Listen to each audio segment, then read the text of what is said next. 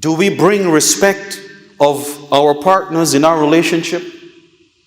And since we're talking about marriage or husband and wife relationship today, do we respect our spouses? Because often we hear them complain about that. He doesn't respect me. She doesn't respect me.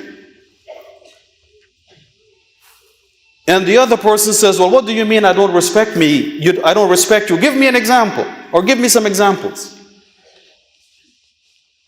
Well, the first thing about respect, brothers and sisters, is how you talk to somebody. What kind of words you use when you address that person.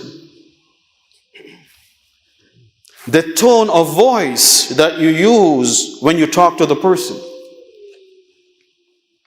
So you can use a low, calm tone of voice and still insult the person. So what kind of language do we use in our relationships, brothers and sisters? It is so easy these days for people to insult and abuse and curse. But very difficult for people to exhibit kindness and gentleness and softness, especially when you feel insulted or disrespected. Abdullah ibn Amr ibn al-As radiyallahu anhuma, once talking about the Prophet alayhi salam, said, "Lam yakun fahishan wala mutafahishan." He was not one, the Prophet was not a person who was a fahish. And the word fahish literally means the person who exceeds limits in what is acceptable in terms of speech. In terms of speech, although many scholars say that linguistically, the word fuhush is overstepping your limits, period. Whether it's in speech or deed or even in description, in quality.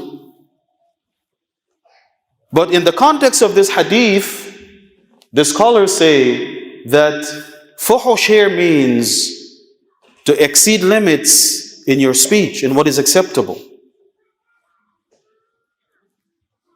Wala mutafahishan, nor was he one who would deliberately and intentionally set out to overstep limits in speech. See, when we feel insulted, brothers and sisters, we lash out. We only feel good when we insult and abuse and put down and belittle the other person. So we set out deliberately to say all these bad things.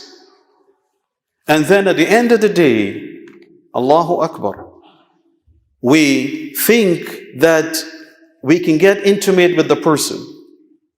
The Prophet ﷺ in a hadith in Sahih al-Bukhari, another one, he said, أَيَضْرِبُ أَحَدُكُمْ إِمْرَأَتَهُ ضَرْبَ الْفَحْلِ ثُمَّ يُجَامِعُهَا مِنْ آخِرِ اللَّيْلِ.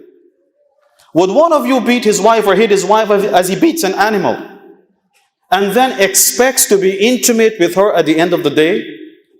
You think this is going to happen? It cannot happen.